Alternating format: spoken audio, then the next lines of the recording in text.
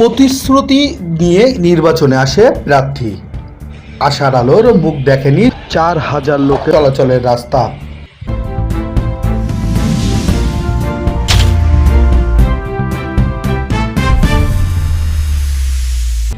বিশেষ প্রতিবেদকের পাঠানো ভিডিও চিত্র ও ডেস্ক রিপোর্ট। দেশ স্বাধীন হওয়ার পর থেকে প্রায় 4,000 মানুষের চলাচলের একমাত্র জনপথটি আজও অবহেলায় রয়েছে। সাতক্ষীরার কলারোয়াজ 6 নম্বর সোনাবাড়িয়া ইউনিয়নের 3 নম্বর ও 5 নম্বর ওয়ার্ড পূর্ব ভাদিয়ালি ও দক্ষিণ সোনাবাড়িয়া গ্রামের রাজপুত চৌরাস্তা থেকে সাবানার মোড় এবং পূর্ব ভাদিয়ালি পেয়ারাতলার মোড় থেকে লাউডুবি সোনাবাড়িয়া ইউসুফের মোড়, এই দুটি রাস্তা আজও পাকাকরণ করা হয়নি। এই দুটি রাস্তার সাথে রয়েছে ছিন্ন বিচ্ছিন্ন 5-6টি মহল্লা। 3/2 কিলোমিটার এই কাঁচা রাস্তা খণ্ড খণ্ড সোলিং হলেও বালিয়াডাঙ্গা থেকে সোনাবাড়িয়া জিসি সড়ক এবং গাড়াখালী থেকে মাদ্রা সোনাবাড়িয়া বাজার জিসি সড়কে পৌঁছানোর মতন কোনো রাস্তা পাকা হয়নি। গ্রামবাসীরা জানান 94 সালে একবারই মাটি দিয়েছিল এই রাস্তায়, সেই থেকে আর কেউ এই রাস্তা দিয়ে নজর দেয়নি। এই গ্রামে এমপি, উপজেলা চেয়ারম্যান, ইউপি চেয়ারম্যান বারবার এসে প্রতিশ্রুতি দেন, কিন্তু পাকা করে দেননি আমাদের এই রাস্তা। আরও বলেন, আমাদের এই 5-6টি মহল্লাতে 4টি মসজিদ, একটি হাফিজি মাদ্রাসা, 4টি পাঞ্জেগানা মসজিদ, একটি সরকারি প্রাথমিক বিদ্যালয় রয়েছে। বর্ষা মৌসুম আসলে ছোট ছোট শিক্ষার্থীরা তাদের বিদ্যাপীঠে যেতে কষ্ট হয়, এমনকি না যাওয়ার জন্য কান্নাকাটি করে কোমলমতি শিশুরা। শুধু তাই নয়, মুমূর্ষু রোগীকে সদর হাসপাতালে অথবা প্রাইভেট হাসপাতালে নিতে অনেক সময় লাগে, যা জীবন ঝুঁকিপূর্ণ। আসতে পারে না অ্যাম্বুলেন্স বা দ্রুতগামী যানবাহন। অনেক রোগী পথে মৃত্যু হয়েছে হাসপাতালে পৌঁছানোর আগেই। শুধু নির্বাচন আসলেই প্রতিশ্রুতি দেন, এবার এই রাস্তা পাকা করে দেব, কিন্তু কেউই পাকা করে দেয়নি। শুধু মিথ্যা প্রতিশ্রুতি দিয়ে ভোট নিতে আসে প্রার্থীরা।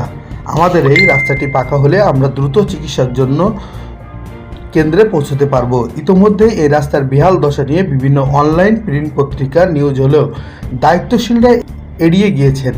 20 শতাব্দী থেকে বাংলাদেশে অজস্র কোটি কোটি টাকার রাস্তা খাতে বাজেট হলেও আজও মরণ কান্না রয়ে গেছে এই জনপদে। দায়িত্বশীলদের নিকট জোর দাবি করে গ্রামবাসী বলেন, রাস্তা পাকাকরণ করে দিয়ে দুর্ভোগ থেকে মুক্ত করুন, আমরা চিরকৃতজ্ঞ থাকব।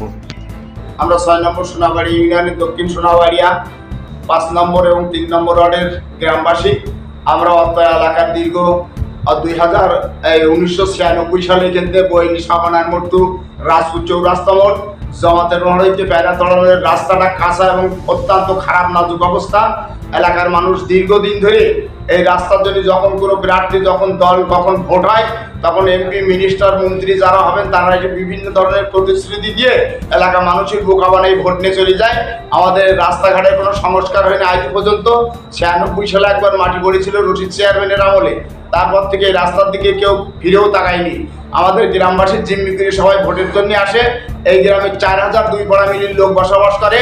তারা কৃষক, আমাদের এলাকার কৃষক মানুষ। কৃষকের পণ্য বাজার ঘাটে তুলতে পারে না, একটা রুগী আমরা হসপিটালে নিয়ে যেতে পারি না। আমাদের কৃষি উন্নয়ন একটা এলাকায়, এই এলাকার কৃষি জিনিস আমরা স্বল্প মূল্যে বিক্রয় করতে, আমাদের যান চলাচলের ব্যবস্থা ভালো না থাকায়, রাস্তাঘাট ভালো না থাকায় আমরা খুব দুরবস্থার মধ্যে আসি।